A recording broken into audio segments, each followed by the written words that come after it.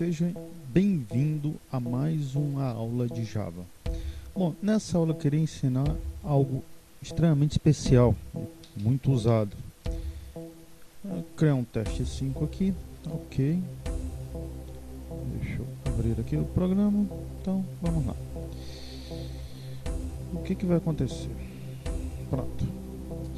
Deixa eu apagar isso aqui tudo, lembrando, novamente, public class teste 05. Ok.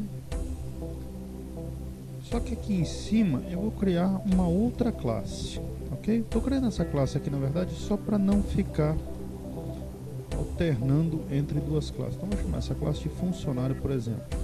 E para este funcionário eu vou definir um nome, um atributo nome, public string nome, ok? Para esse funcionário. Ok, então na nossa classe public static void main string args teste 05. Vamos escapar do método main. Teste 05 é igual a new teste 05 e vamos criar o método teste 05.contratar, onde eu vou contratar um funcionário, certo? Ok, é uma coisa bem simples. O que será isso bem simples? Aqui nesse método contratar, public void contratar, vou escrever simplesmente o objeto de funcionário. Então, funcionário, chamar de f é igual a new funcionário, ok?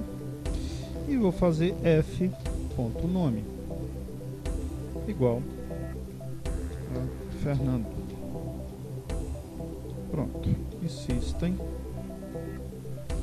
out println f.nome. Ok. Então veja o que vai acontecer. Vou compilar esta classe. Vou sair, vou executar. Pode bem. Ok. E teremos como saída, obviamente, Fernando. Certo? Que foi o que eu coloquei lá. Bom, existe uma regra básica chamada princípio do encapsulamento. Ele diz o seguinte: não devemos colocar as variáveis como públicas. Não se deve colocar uma variável pública. Okay? Um atributo de classe ele não deve ser público. Ele deve ser particular. Só que aí teremos um problema, porque quando eu tentar acessar este atributo, observa, eu não vou conseguir. Tá? Mesmo que eu conseguisse corrigir esse erro, daria erro neste cara daqui. Tá? Porque eu agora não tenho mais acesso a esse atributo. A coisa particular não me dá mais acesso. Para ter o acesso novamente, eu vou criar dois métodos. Esses métodos são padrões.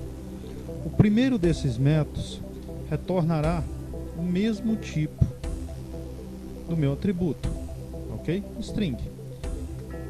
Por padrão, ele ganhará o termo get. Eu vou colocar aqui o nome dele, o nome do atributo que eu estou tratando. Então, get nome.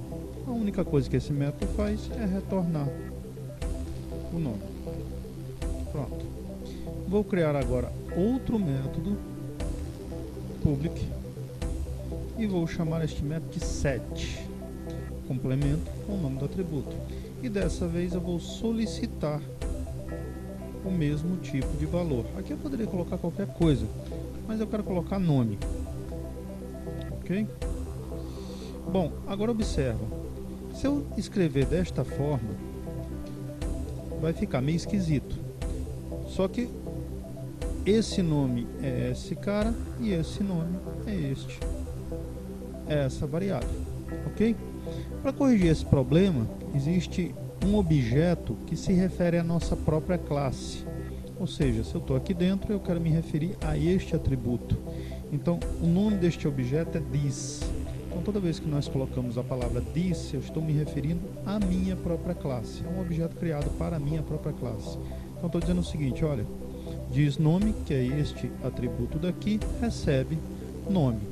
E aí ele pega este atributo daqui, ou seja, sempre que eu quiser me referenciar a esse atributo, eu simplesmente coloco ele livre. Quando eu quero me referenciar ao atributo de fora, eu simplesmente coloco a palavra this. Agora vamos ter que trocar aqui embaixo. Então, aqui eu estou enviando um valor para nome. Eu simplesmente troco para set nome. Ok? Então vamos lá. Ok. E aqui eu estou pegando o valor de nome, o valor do atributo nome. Então, troco para get nome. Ok? E de mesma forma, compare. Ok. Void main. Ok. Então tá lá, Fernando. Então, por que é feito o método get e o método set? Para melhor controle. Porque, por exemplo, se eu quiser estabelecer uma regra de negócio, por exemplo, toda vez que eu der saída, eu quero que ele mostre para mim a palavra contratado na frente. Ok? Então, sempre que ele der a saída do nome, eu quero que ele mostre a palavra contratado. Se eu colocasse isso aqui embaixo, o usuário poderia esquecer. Lembre-se, é responsabilidade de quem faz a classe definir o que tem na classe. Ok? Então, vou compilar. E vocês vão ver que sempre, agora, vai ser mostrado o contratado. Contratado Fernando. Ok? Poderia colocar qualquer palavra que eu quisesse aqui, para mandar como nome. Então, por exemplo, Pedro Paulo. Pronto. Então lá, ok.